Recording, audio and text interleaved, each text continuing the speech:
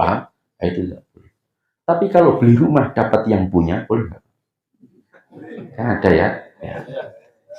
Di Jogja itu ada janda jual rumah, Pak. Beli rumah dapat jandanya, Pak. Judulnya begitu, Pak. Betul. Di Jogja, di Jakarta juga ada, Pak. Dan itu menarik perhatian. Semua orang langsung tertuju rumah tersebut. Tapi nonton janda sini sih, Pak ya. Janda ini kira-kira masuk hitungan nggak? Assalamualaikum warahmatullahi wabarakatuh.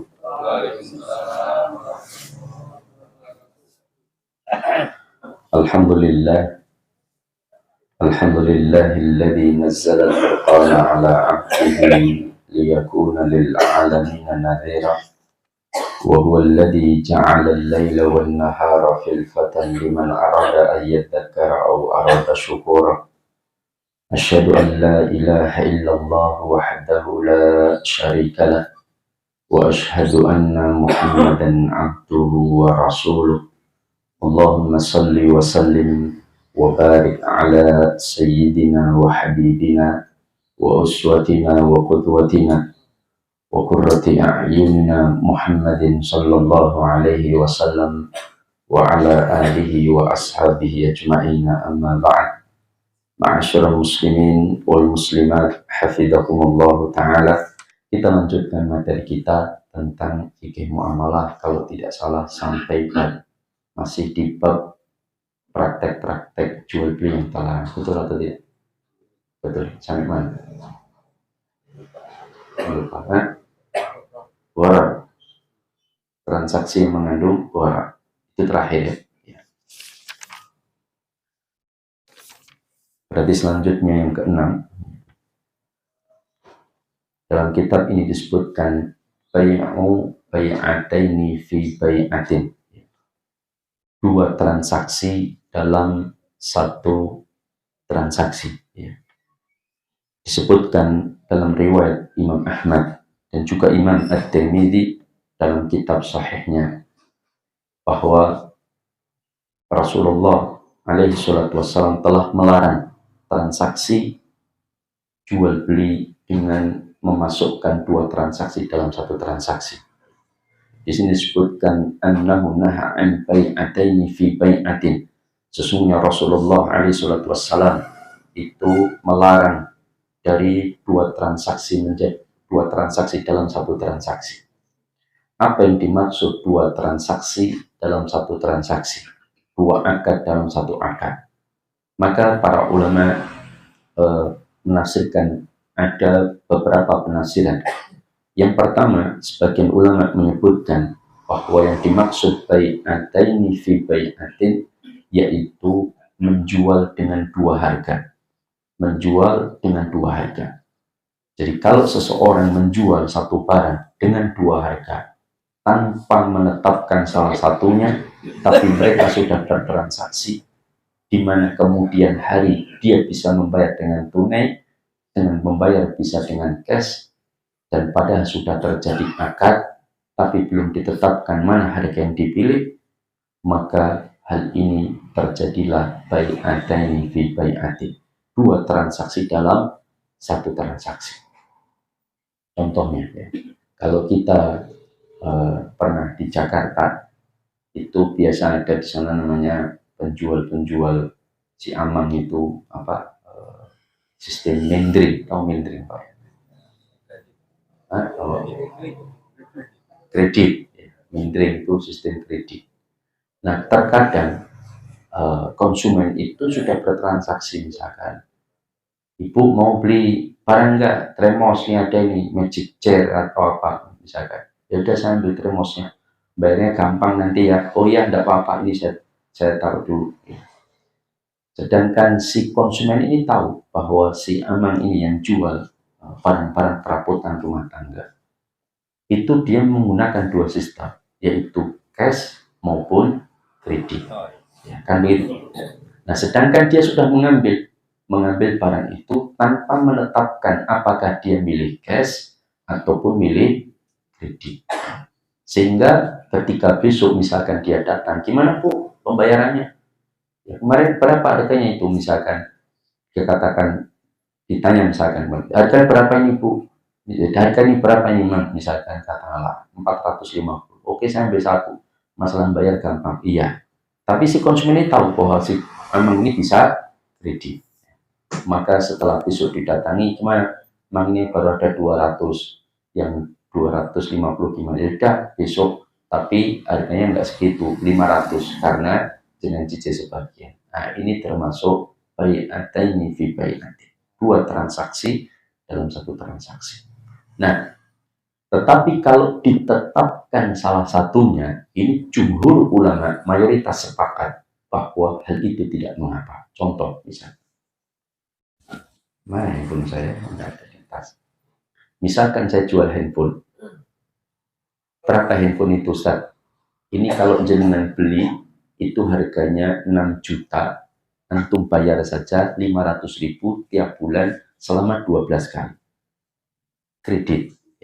Harganya 6 juta. Tapi kalau jenengan mau cash, tak kasih kortingan 1 juta. Harga jadi 5 juta cash.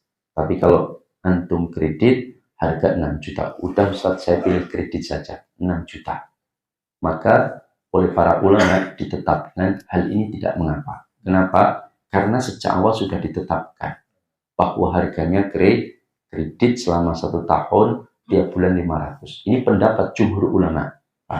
Meskipun ada ulama yang berbeda. Salah satunya adalah Syekh Muhammad Nasiruddin Al-Albani, seorang ulama dari Yordan yang asli Albania, itu menyebutkan hal ini tidak boleh. Tapi pendapat beliau dilemahkan oleh jumhur ulama. Kenapa? Meskipun mungkin dianggap banyak harga, ada 2 harga lebih, 2 harga misalkan, maka yang penting ditetapkan salah satunya.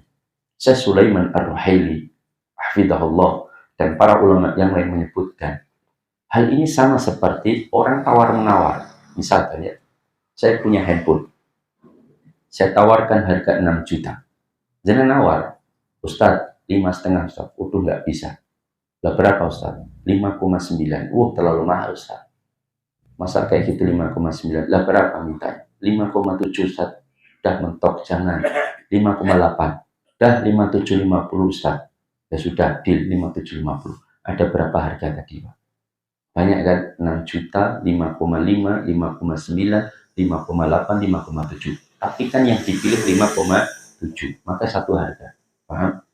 Ini yang dianggap oleh para ulama ketika dia menawarkan kamu jual 6 juta tapi kredit, tapi 5 juta cash. Udah, saya pilih cash saja, 5 juta. Boleh. Saya pilih kredit saja 6 juta selama 1 tahun. Boleh. Ini pendapat jumhur ulama. Dan saya lebih condong pada pendapat jumhur ulama. Nah, bahkan para ulama boleh cara menghindari misalkan pihak ketiga, misalkan ya. Ini rumah jenengan harga berapa? 400. Saya punya uang cuma 200 juta, masih bisa saya bisa memberikannya setahun lagi. Mau nggak saya beli rumah jenengan? Tadi nawarkan berapa? 400. Saya beli rumah jenengan 420. Tapi saya bayar 200, yang 220 1 tahun lagi. Ya sudah, tidak apa-apa. Boleh. Pendapat jumhur ulama. Paham? Yang penting jelas di depan. Tapi kalau misalkan, ini berapa termosnya Mas? 450. Mahal, ini termos bagus dari India misalkan. Ya. Maka misalkan ada termos dari India, boneka yang ada dari India. Termos misalkan, sudah 450. Udah, saya ambil satu, tapi saya duitnya baru 200. Udah, enggak apa-apa, 200 besok ya? Iya, 200 saya kasihkan. Sepakat harga 450. Saya kasih 200. Besoknya si Amang datang, gimana Ustaz? Mana yang 250? Waduh, ternyata nggak ada, meleset yang piutang sama saya, yang utang sama saya. Piutang saya meleset pembayarannya. Lah gimana? Ya tak bayar tiap bulan 50 aja. Wah, kalau gitu harganya nggak 450 Ustaz. Karena antum bayar 5 kali, maka sudah saya kasih kelonggaran bayar 6 kali per bulan 50. Jadi harganya 600. Nah, ini termasuk bai'ataini fi bai'atin haram. Karena sepakat sejak awal 450. Maka kandikan saya molor, maka tugas dia adalah memberikan kelonggaran, ya tidak? Atau sejak awal disepakati besok kalau molor nggak jadi loh ya terima ambil lagi. Ya udah nggak apa-apa. Nah berarti tinggal diambil lagi terima kan begitu.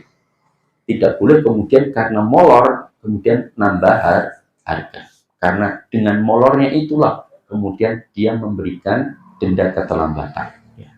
Maka ini tidak diperbolehkan. Itu yang dimaksud bai'ataini fi bai'atin. Dua transaksi dalam satu transaksi.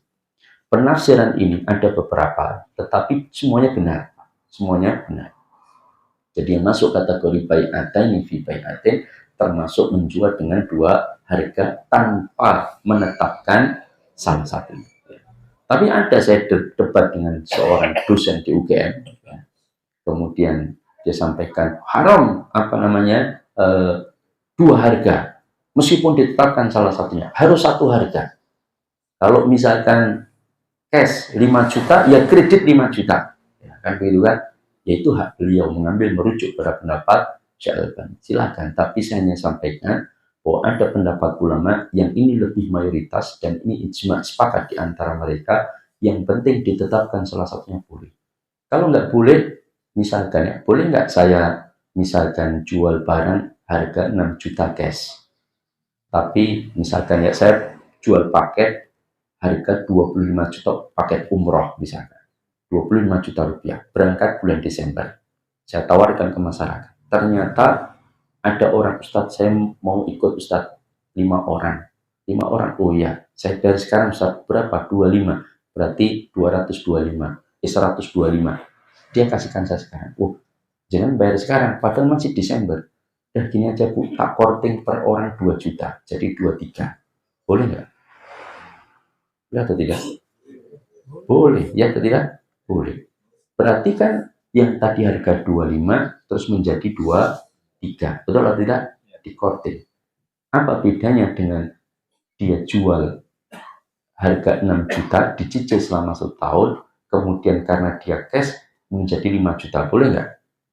Boleh. Maka yang penting ditetapkan salah satunya di mana harga yang dia pilih. Ini pendapat jumhur ulama yang saya anggap itu lebih roji, lebih kuat, maka saya ambil pendapat ini. Ya. Tapi yang mengambil pendapat tidak boleh karena ada waktu penambahan, waktu pembayaran berbeda, kemudian harga naik, tidak boleh. Yaitu monggo silakan. Yang nggak boleh itu kalau sudah deal, terus dia molor, nambah, itu yang haram, tidak boleh.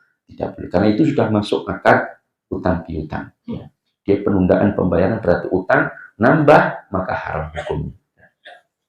Karena sudah sejak disepakati sejak awal. Tapi kalau belum, kalau jangan bayar 1 tahun 6 juta, kalau jangan bayar cash 5 juta, maka boleh. Selama dipilih harga mana yang diambil. Nah, ini penafsiran pertama. Yang kedua, yang dimaksud bai'ataini fi bai'atin, dua transaksi dalam satu transaksi, itu adalah dua akad menjadi satu. Ya, dua akad menjadi satu. Dan salah satu produk yang sedang dikontar oleh sebagian para ulama, maksudnya diberikan masukan, karena produk ini dianggap masuk bai'ataini fi bai'atin. Jadi produk lembaga keuangan syariah ada namanya IMBT. Tahu IMBT? IMBT itu akad ijarah muntahiyah bitamlik. Akad ijarah muntahiyah yang berakhir bitamlik dengan kepemilikan. Jadi akad awal itu sewa. Kemudian yang terakhir uang sewa itu dianggap transaksi jual beli motor tersebut. Misalkan kalau itu objeknya motor. Dulu leasing, kayak pembiayaan itu kan namanya dulu leasing Pak. Itu pakai akadnya mirip dengan IMBT, ijarah muntahiyah bitamlik. Jadi akadnya leasing itu misalkan sewa tiap bulan 500 selama 3 tahun. Nanti kalau sudah 3 tahun diperjanjikan di awal, maka uang sewa terakhir 300 di bulan ke-36 itu dianggap pembayaran motornya. Jadi motor menjadi miliknya. Paham? Jadi akad awal sewa, kemudian di akhir motor menjadi miliknya karena dibeli dengan uang sewa senilai sewa di terakhirnya. Dan disewa selama 3 tahun. Ini akad leasing dulu. Kan namanya leasing. Sekarang kan namanya finance Pak. Ya, karena sudah nggak nyewakan lagi. Sudah langsung jual beli motornya. Kalau dulu akadnya sewa. Kenapa dengan akad sewa? Karena untuk melindungi mereka. agar suatu saat macet itu bisa diambil motornya. Karena dianggap tidak dibeli, paham? Kan jenengan sewanya bulan ini nggak bayar, tak ambil motornya. Kan begitu. Sehingga tidak kena undang-undang pengambilan paksa. Karena itu hak miliknya belum berpindah. Baru akad sewa. Cuman ternyata masyarakat pada nggak mau. Ya. Karena bisa diambil di tengah kalau macet, ya tidak. Nah, sehingga sekarang akadnya jual beli. Nah, akad IMBD itu dianggap bermasalah karena dua akad digabungkan menjadi satu. Pertama, akad sewa menyewa, yaitu ijarah, jual beli manfaat. Yang kedua, akad jual beli barang itu sendiri, sekaligus manfaatnya. Berarti di sini menggabungkan antara jual beli dengan sewa. Sewa sendiri juga jual beli, ya, jual beli manfaat. Maka terjadi bai'atani fi bai'atin. Buktinya apa? Buktinya dalam akad tersebut itu di lapangan terjadi pemindahan kepemilikan langsung kepada si penyewa. Buktinya apa? Motor yang disewa langsung nama BPKB-nya ke penyewa. Betul atau tidak? Ya, misalkan saya akad IMBD, ijarah muntahiyah ditamlih. Kemudian ketika saya akad IMBD, kemudian motor baru yang saya sewa itu BPKB-nya atas nama saya. Bagaimana orang nyewa rumah? Dan mau nyewa rumah, Mas? Iya. Berapa tahun? 5 tahun. Ya sudah, saya langsung balik nama jenengan saja. Begitu, mau nggak? Nggak mau. Ya, tidak. Oh, ini akadnya sewa. Loh, kenapa kok langsung balik nama? Karena nanti di akhirnya dia akan beli itu motor. Loh, kalau nanti beli motor, itu urusan nanti. Ya, tidak. Kenapa balik nama sudah sejak awal? Yaitu untuk kemudahan administrasi dan juga untuk pengiritan pos biaya balik nama. Kalau nanti balik nama atas nama perusahaan dulu, kemudian ke konsumen, nanti balik namanya 2 kali. Maka rugi, maka langsung dibalik nama ke konsumen. Oke. Sekarang yang kedua, andaikan yang menyewakan yaitu leasing lembaga keuangan ini, kemudian tidak jadi menjual, misalkan, Mas, tak pikir-pikir maneman saya jual ke jenengan di akhir dengan harga sewa Rp500.000. Kayaknya nggak jadi sewa aja ya. Jadi kalau untuk perpanjang lebih dari 4 tahun, silahkan. Kira-kira mau nggak nasabah? Mau nggak?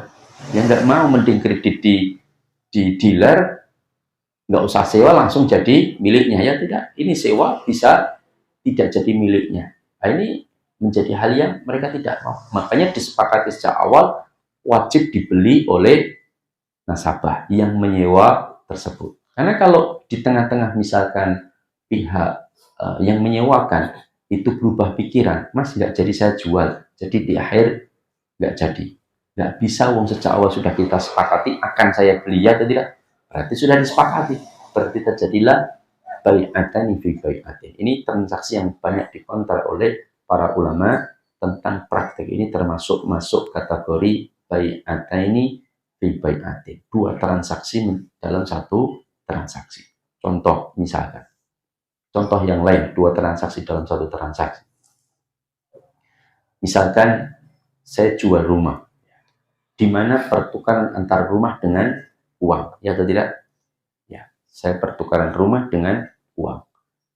Tapi ketika saya jual rumah, ya, saya membeli rumah, itu saya mempersyaratkan kepada si penjual, Mas, saya beli rumah jenengan, tapi dengan syarat kan jenengan habis itu beli mobil kan gitu. Tapi syaratnya jenengan harus beli mobil saya di dealer, di showroom saya. Saya akan beli rumah jenengan. Rumah itu saya tukar dengan uang. Setelah dia dapat uang, saya paksa untuk membeli mobil di showroom saya. Paham? Nah, ini tidak boleh. Ini namanya bai'ataini fi bai'atin. Menggabungkan 2 transaksi dalam 1 transaksi. Tapi kalau tukar rumah dengan mobil itu tidak apa-apa. Paham? Itu berbeda. Berarti yang ditukar rumah dengan mobil berarti 1 transaksi. Paham? Itu namanya bai'ul muqayyadhah. Mas, rumah jenengan saya bayar pakai mobil 20, ya atau tidak? Mau nggak? Mobil apa? Mobil angkot, ya. Mobil mewah misalkan, ada 20 unit jenisnya ini, harganya rata-rata sekian. Mau nggak saya tukar dengan 20 unit mobil? Boleh nggak? Boleh. Paham? Karena ini tukar antara barang bukan ribawi dengan bukan ribawi. Nggak ada persyaratan khusus. Mau rumah ditukar dengan mobil, berarti tukar barang dengan barang. Namanya bai'ul muqayyadah atau orang yang sekarang menyebutnya barter, Pak. Ya. Itu tidak masalah. Tapi kalau saya bayar rumah jenengan, berarti bayarnya pakai duit. Rumah saya bayar pakai duit, tukar rumah dengan duit. Tapi saya tersyaratkan, jenengan harus beli, habis itu kalau belanja kebutuhan rumah tangga harus ke toko saya. Nah, paham? Nah, itu tidak boleh. Tapi kalau beli rumah dapat yang punya, boleh nggak? Kan ada ya. Ya. Di Jogja itu ada janda jual rumah, Pak. Ya. Beli rumah dapat jandanya, Pak. Judulnya begitu, Pak. Betul. Di Jogja. Di Jakarta juga ada, Pak. Dan itu menarik perhatian. Semua orang langsung tertuju rumah tersebut. Tapi nonton janda sini sih, Pak, ya. Ya. Janda ini kira-kira masuk hitungan nggak? Kalau janda ini umur 95 ya nanti dulu kan. Tapi kalau kita laki-laki punya strategi yang berbeda, ya atau tidak? Ya. Kalau beli rumah harga 500 juta dapat jandanya, lebih baik lamar jandanya dapat rumahnya, ya tidak? Akan cukup dengan seperangkat alat sholat, ya kan? Langsung dapat rumahnya, selesai. Ya. Kalau dia mati kita dapat seperempat kalau dia punya anak. Ini hitung-hitungan bisnis, Pak, ya. Kalau menungso hitungan bisnis, Pak. Tapi enggak, nikah bukan hitung-hitungan seperti itu. Nah, ini tentang bai'ata ini di bai'ati. Apakah boleh ketika sebelum jatuh tempo, temponya masih 3 tahun, Pak. Terus kita lunasi di depan. Bolehkah dapat potongan? Boleh. Asalkan tidak dipersyaratkan di awal. Paham ya? Begini. Dipersyaratkan begini. Mas, saya kredit berapa? 5 tahun. Berapa harganya? Katakanlah 15 juta. Saya kredit 5 tahun. Harga 15 juta dikredit selama 5 tahun. Kemudian nanti di tahun kedua ya, saya akan melunasi kemungkinan di tahun kedua. Nanti kalau saya lunasi di tahun kedua, jangan potong ya, potongannya berapa? Oh nanti saya potong sekian, ya sudah, sepakat. Ini nggak boleh, Pak. Paham? Jadi betul-betul murni karena keinginan dari pihak penjual memberikan potongan. Itu dibolehkan. Fatwa terakhir saya ikut sosialisasi fatwa MUI DSN di Jakarta itu kemarin diusulkan oleh sebagian kiai bahwa akan ditetapkan lembaga keuangan syariah yang nasabahnya melunasi di awal wajib memberikan potongan, diwajibkan. Ya. Tapi sebagian yang hadir itu memprotes, kalau begitu berarti ada terjadi lebih dari 2 transaksi dalam sisi harga. Ini tidak diperbolehkan. Maka tapi masih tarik ulur, saya nggak tahu keputusannya terakhir gimana. Saya nggak sampai selesai hadirnya, Pak, ya. Malah piknik, Pak. Tapi ya sampai saya ikuti beberapa hari kemudian. Habis itu pas saya keluar karena ada urusan. Tapi intinya itu yang disosialisasikan kemarin yang terakhir saya ikuti di Jakarta disosialisasi oleh MUI itu diwajibkan untuk dihilangkan. Jadi kalau misalkan kalau dipisah ya, misalkan harga motor 15 juta, kredit selama ini gampangnya Pak ya, selama 30 kali, berarti per bulan 500.000. Dari 500.000 itu sebetulnya harga motornya 300, yang 200 keuntungannya, paham? Sehingga ketika nanti di pertengahan tahun sudah dia bayar 7,5 juta, maka separuh yang lain itu harus menghilangkan 200.000 kali 15 cicilan. Ya, paham? Itu potongannya harus dihilangkan itu karena dia melunasi lebih awal. Ini ditetapkan demikian waktu itu. Cuman masih ada yang memprotes, nggak boleh dipersyaratkan di awal. Ini betul-betul murni keinginan dari pihak lembaga atau pihak yang memberikan potongan, ya, jadi pihak penjual. Demikian. Jadi kalau memberikan potongan oleh pihak penjual tidak masalah. jangan dipersyaratkan sejak transaksi di awal, tapi betul-betul keinginan dari pihak penjual. Kalau dia nggak memberikan potongan, ya itu hadiah, Pak. Paham? Ya, terserah dia. Cuman yang mengherankan itu adalah beberapa lembaga konvensional, orang kalau mau kredit itu mau dilunasi malah kena penalti ini, Pak ya. Betul atau tidak? Bukan aneh Pak Nggih. Harus dilunasi malah tambahan. Ini kan nggak logis kadang-kadang. Pokoknya kita itu suruh membiasakan diri untuk utang, ya tidak? Betul atau tidak? Iya. Oh, bahkan pernah di tahun kapan saya lupa, tapi sekarang saya nggak tahu. Kita datang ke dealer, mau beli motor cash itu Pak. Harus kredit Pak. Loh, itu Pak, aku kredit nah tak cash kok itu. Nggak boleh, harus kredit. Ya. Rakyat tolong saksi kredit Pak. Betul Pak, pokoknya harus ada yang kredit supaya dia bisa mengambil keuntungan. Karena ternyata motor-motor itu sudah ditransaksikan dengan leasing Pak. Jadi supaya betul-betul mereka menggunakan leasing atau finance itu untuk kredit.